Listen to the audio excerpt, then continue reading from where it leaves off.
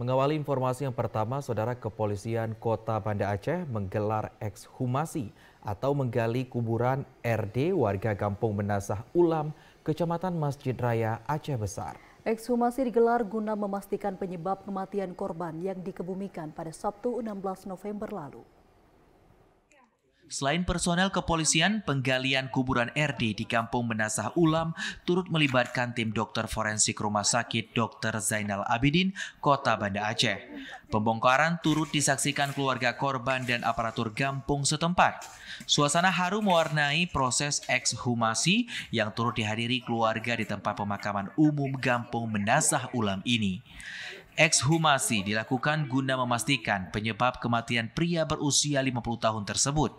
Kematian korban dilaporkan keluarga ke kepolisian setempat setelah menemukan kejanggalan pada jenazah korban. Kapolresta Banda Aceh Kombes Pol Fahmi Irwan Ramli melalui Kapolsek Krung Raya Ibtu Roliyu Iza Awai mengatakan, ekshumasi ini diharapkan mampu menjawab penyebab kematian korban.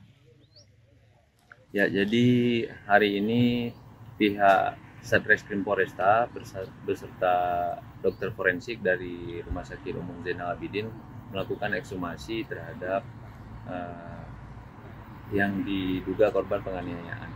Jadi untuk saat ini pelaksanaan dimulai tadi 10.40 pagi dan saat ini masih berlangsung.